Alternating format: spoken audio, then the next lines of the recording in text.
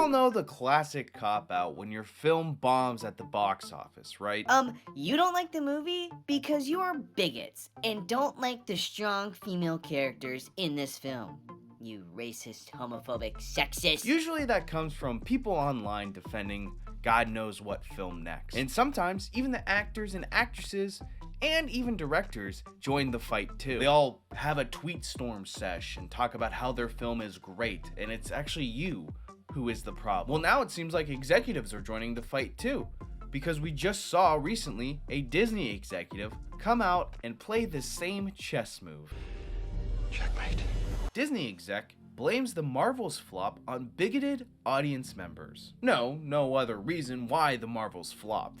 It's not because of the awful writing or the lack of creative filmmaking or the lack of storytelling or, the lack of experience in the director's chair. No. It's obviously the people online and the toxic fan base. Matt Melonie, an entertainment reporter for Puck, recently published a newsletter with a statement from an unnamed Disney executive. Now, I do want to point out, this could be any Disney executive. They could be the executive of marketing. They could be the executive of sanitation. But if I were a betting man, I'd say this is an executive of, diversity inclusion. What in the hell's diversity? Well, I could be wrong, but I believe diversity is an old wooden ship that was used during the Civil War era. The executive said, "Everyone says it's the movies, stupid," which is an easy thing for people to say.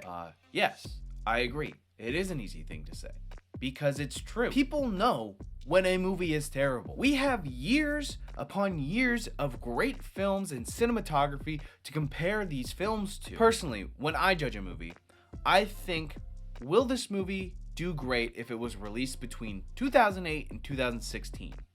And if the answer is no, then it's probably not a good film. But hey, that's just how I evaluate things. More appealing movies are a great way to jump the political issues, but more and more our audience, or the segment of the audience that has been politicized, equate the perceived messaging in a film as a quality issue. I think people are noticing the messaging in films because films now are so terribly written that you can just easily spot out the obvious messaging. When that's true and people are calling it out, then you know your writing has drastically gone down. Your chances of winning drastically go down. It seems like nowadays, these writers are focusing more on the messaging instead of the actual story. Their priorities have shifted from making good content to pleasing people on Twitter. That's what it feels like, in my opinion. So yeah, of course people are gonna notice the messaging because the writing is dumb and stupid. Here's a little tip for you Hollywood writers. If you wanna put in a gay story, write a well-written movie. It's simple as that. Case in point, Brokeback Mountain.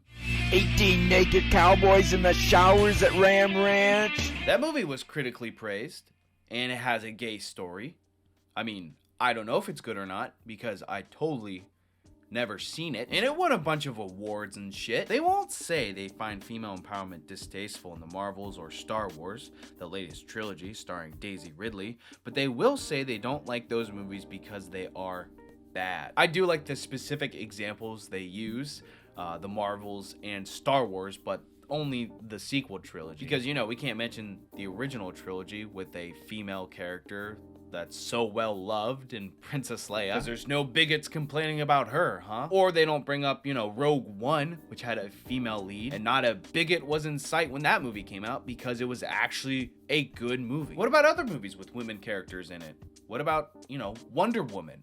Where were all the bigots when that movie came out? Listen, I am sure there is some people out there, you can probably find examples of it, where they hate the film specifically because of the female characters in them.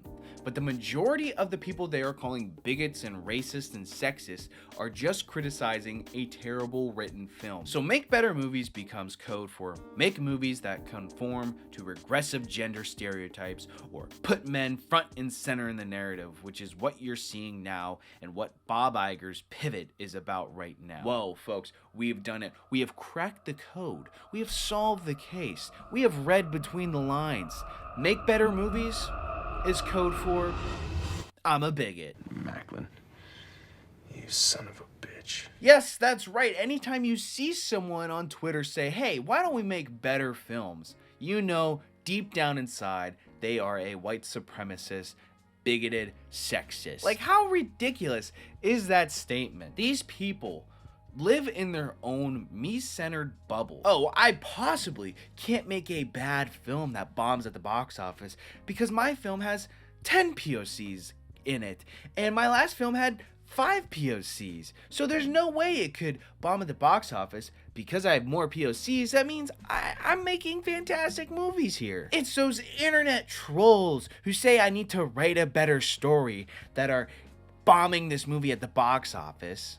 It's their fault, not mine, theirs. These people can't take any sort of criticism from these people online. I honestly believe at this point that everything they make, they think it is a perfect 10 out of 10 and will do so well. That's why they spend millions of dollars on these films. And then inevitably, when it bombs at the box office, their whole bubble is just shattered and they can't understand why their film sucks so bad. And they will think of any other excuse than, hey, maybe we made a bad film. The first excuse they used was trying to blame COVID and the pandemic for their recent bombings. I mean, I get it. You can use the pandemic to blame some of the lower audience attendance, especially in 2020.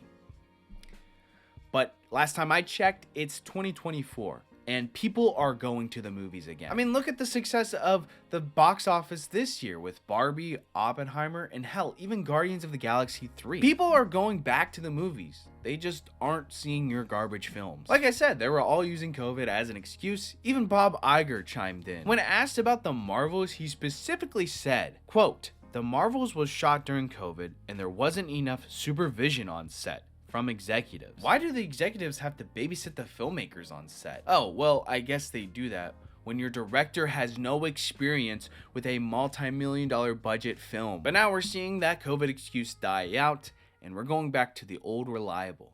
Blame those racist bigot fans online with an opinion. And now it looks like we have confirmation that some of the higher-ups at Disney are using this excuse as well. Instead of taking a big step back, looking at the whole project, and seeing where things went wrong, they would rather yell at you and blame you and claim you are the problem. It's your fault this multi-million-dollar company is not a multi-billion-dollar company. You bigot. Anyways, I thought this story was interesting enough to talk about it, but of course, I want to hear from you guys. What do you guys think of this executive blaming the fans? Let me know down in the comments below. Also, if you enjoyed this video, please be sure to give it a like and subscribe to the channel for more content just like this. Thank you so much for watching, and I'll see you in the next one.